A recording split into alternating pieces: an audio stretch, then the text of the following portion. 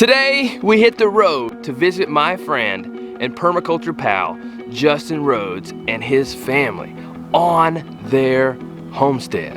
And when we arrived, we helped them out with a number of chores, but we'll cover that in another video. But in this video, I had a chat, a man-to-man chat with Justin about a number of questions that had been on my mind. But make sure you stay tuned to the end of this video because I have a special announcement to make. Greetings, friends! I am here with my permaculture pal, Justin Rhodes, and it's nice to come visit you here on your homestead again. And it's been neat to see your journey and progression with your family here on your homestead. And thank you for all that you do and sharing your journey with everyone on YouTube. We go back 4 years with you, buddy. Yeah, it's hard to believe. You came here before I was YouTubing. Yeah, man. And Mike knew what an insulator was. He's always welcome here because I'll tell people to go, they want to come visit and they want to come help, but they don't know what an insulator is. There we go. Well, you know what an insulator is. And also just come and love and just come here to help you out and do different things. It's such a pleasure just to jump in and do something with you. Yeah, that's good. But seeing all the different successes that you've had, what would you say has been your #1 failure? Not starting earlier. How about that one? I agree with that one. And are you talking about for growing food or? For homesteading, as a homesteader. Publishing. As a homesteader, I didn't publish earlier. Man, gosh. I've been doing this for 4 years and I wish I would have been publishing for 12 years. Yeah. For sure. That was my biggest mistake, not documenting it. I agree with that one. I wish you inspired me to start documenting on our channel, so I appreciate that. Okay, good. So thank you very much for that. So I'm responsible for that little, in some way, people seeing that little statue behind you, the weightlifter. You are. His clothes all the time. Exactly right. Well, I think he needs a Great American Farm Tour shirt. That would be cool. You can make Mr. Fit make a little him a shirt out of a sticker. That would be so cool. Yeah, we should do that. And you're really leaving a legacy for so many people to inspire them to start homesteading. What do you feel is the legacy that you're leaving behind for your family as well as for everybody else, for your children? I would hope that my legacy to my children would not be so much about me, but more about them. I hope that with the recent passing of my father only less than 2 months ago, it meant so much to me that he was proud of me. And I didn't know how much it would mean until he was gone. And I wish, if I had any regrets with him, it would be that I didn't get a chance to say to him point blank, thank you for being proud of me. And so that I hope the legacy to my children would then be that they knew Pop was proud of them. And so that means that I'm going to support them in what they want to do. This is a launching pad. And it's not about me anymore. It's already about my grandchildren. So what I'm doing here is training them to be hard workers, to learn how to solve problems, to be creative and curious and have this amazing biota in their gut, this health system. Exactly right. That then they can do what they want, whether or not it's farming. They'll remember that Pop was proud of them. That is fantastic. For me, when we started homesteading, it was more about just growing food and being able to know the story behind where our food came from. But as we started to get into it, my eyes began to see the legacy that I was leaving behind with my children, and it was more than just growing food. So it's so neat to see that you're about more than just the food. Because what you're passing on is going to go to your children and their children's children. So that's pretty amazing. Well, you got to ask yourself, you'll ask yourself when you go out and working on a day like today, when it's cold and wet, and then it's been like that for 5 or 6 days and you've lost a few animals that season, you're going to ask yourself, why am I doing this? Because this stinks. And it's hard. And you're going to have to ask yourself why, and you're going to have to dig deep. And for us on the cold, rainy, miserable days, is that the way we're farming here is making this land a better place. Every single day it's getting better. So it's not for me, it's for my great-grandchildren. And as you're going through, especially at this time of year with the rain, the mud, the mess, one of our challenges that we've had on our homestead try to figure out how to make it a routine and schedule out of it. What advice do you have for people who are trying to figure that out? How to make it everything go smooth as far as having a schedule of set times that you do things, and you just don't just randomly go out at any time. Smooth. Smooth. You gotta throw that. You gotta throw that expectation. There it goes. Gone. Especially if you're gonna farm with chidlers. Yes. Forget about smooth. So I guess we're gonna start with expectations, aren't we? Also, if you're gonna farm with chidlers, you gotta grow 25-50% more than you need, because they're gonna plant it, and they're gonna plant it all together, or they're gonna step on it or pull it early. Yeah. And for you not to get frustrated, you got to give yourself, I call it the 25% chidler rule, because give yourself 25% more time, give yourself 25% more food in the ground, get yourself 25% more chickens than you chicks than you think you're gonna need. I can't say none of our kids have ever not stepped on a chick. Yeah. Okay, but you want your kids to be around it. It's good for them. Yes. It's good for the animals. The humans and the animals have this deep connection.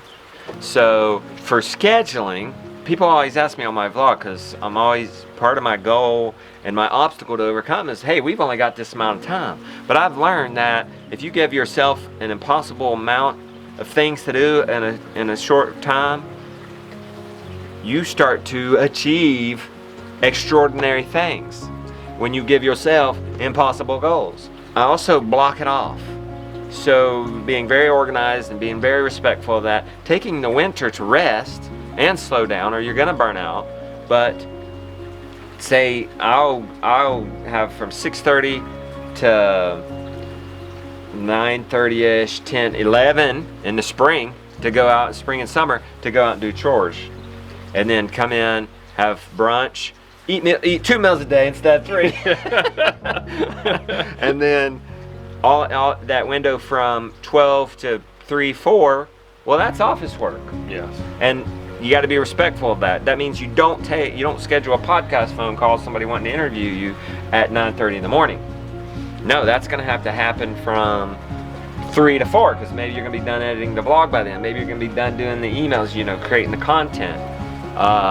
So you got to have those schedules, and then it's family dinner time. And then in the summer, it's back out for evening chores. In the winter, watch a short program together, getting to bed early. Yeah. I think that is great advice, and especially having the times that you say you're scheduled for doing the vlog. Even if you're not on YouTube, that could be time if you're running a farm or homestead where you're actually selling, where you actually sit down, do the paperwork, contact customers, things like that. And then also that family time is so important to really have time that you come together and connect. It benefited us a lot to make sure that we don't miss out on that. Well, if you have you have to put your family on the to-do list. Yes. I mean, you can take them with you, and that helps, but put your family on the to-do list. So we eat all 3 meals together. Yes. So and then, like I said, in the evening we might watch a short program together, and Friday night we do something special and we watch a movie. So putting them on the to-do list. So there, and quitting everything else. Yeah. We do everything as a family. There's not one kid going off and playing soccer and another ballet. There's nothing wrong with those things. But well, if you're going to do why not do it together? Exactly right. Why not everybody take the ballet class, or get online and do an online course on ballet? That's great. Why not use ballet? That's great. He thinks it's a good idea. Okay, who's going first, Mike? I'm going to pass on the ballet. Who's going first? Worst example ever. But you know what I mean. Instead of one kid going off and playing soccer, hey, we would hurry up and put the chickens up, and with a little bit of light left, we'd get a soccer ball and we'd set up 2 posts and play soccer together as a family. That's going great. On hikes as a family. I'm one car family. We were a one cell phone family for a long time. So same here. Making sacrifices to be together, and it just goes so much smoother, I think. I mean, we feel so much closer as a family. Yeah, you're sharing life together is what I call it, and it really just helps you come together as a family and be on the same page about things. That's right. You don't want to just work together. Yeah. You want to have fun together too, and you gotta put that on the list. And I think for men, that can be a little challenging. We really enjoy working for the most part, so making sure we edge time out to have fun. Once we start getting into fun, we get into it, where sometimes it can be a little bit hard getting into it. We got a side-by-side recently, Mike, that helps. There we go. The kids have fun with that. We have fun with that. And we get work done. There we go. And it's fun at the same time. If anytime you can make work fun, that's a good idea too. Yeah. Like if you can have a machine that makes it fun, or make a game out of it. Making a game, having a time, saying, hey, if we get done and we got 10 minutes of light, we can play soccer for 10 minutes. There we go. Last question. Okay. If you were to hit the reset button, erase everything here, start all over again, what would you do differently than you have done in starting a homestead? So if you're starting a homestead from scratch, what is one thing the first thing you would do? You don't want to know this answer. Maybe you do. I would skip college. I wouldn't go to college. Instead of going to college, I would go get hands-on experience. Because that's a lot of what the farm tour was, is how now as adults, getting into this as adults with children, how are we going to go get the experience? Yeah. And the Great American, not everybody can go on the Great American Farm Tour even, and that was even a stretch for us, but why not when you're 18, 19, 20, when it's just you, then go to an amazing apprenticeship like with Polyface Farms or somewhere else and just get some experience. Go do an internship under a online business content creator. Go spend some time with a market farmer if that's what you want to do. Exactly right. Yeah. I slightly fibbed. I have one more question. Okay. If you weren't a homesteader, what would you be? That was another dumb one. What other lifestyle would you live? What other type of career do you see yourself in? Dang, that's a good question. I was a professional mountain boarder. I got pulled out of professional mountain boarding, but I was becoming an old man. It's partly why I got out of that. So, wow. You know, okay, so if for some reason I couldn't even do it now, one thing that draws me and tempts me sometimes to get away from this genre or this kind of content is stories and making movies about something else. Like I'd really like to make a feature-length documentary on what it means to be a dad and talk about my dad's story. That would be great. And I'm currently working on a children's book, Mr. Brown, Where Are Your Shoes? So it would maybe go into more storytelling, movie making, writing about life, parenting, husband and wife relationship. So I'd start making content. I'd shift, and it'd be more content surrounding family. That sounds fantastic. That'd be great. Okay. Yeah. Bossy's in there. She's due tomorrow. It's all yours. I'm going to make a movie. Well, I was going to thank him for being on, but it was nice to have him on. Well, that's it for now. As always, be strong and grow on. We'll see you later. Well, I really enjoyed my chat with Justin. Well, do you remember at the beginning of this video, I mentioned a special announcement that I had to make? Well, that announcement is that I am partnering once again with Justin as well as a number of homesteaders to offer more in-depth information on helping you to build a better homestead and a healthier life. So from December 25th to January 5th, we're offering a lot of free stuff in the Do-It-Yourself Abundance membership area for free. So in the information in the show notes below, make sure you click on that link to get access, the special access to all this free content. And with this special access, you're going to have the opportunity to view content from a number of us. I'll be covering do-it-yourself farm fitness, exercises that you can do anywhere to improve your health, as well as Lumnah and Jason Contraras talking about homesteading, building projects that you can do. There's going to be a special giveaway that you're invited to, and so much more. So make sure you check out the show notes below to get your free access. Well, that's it for today. We still have one more day here at the Rhodes. Well, that's it for now. We'll see you next time. And as always, be strong and grow on.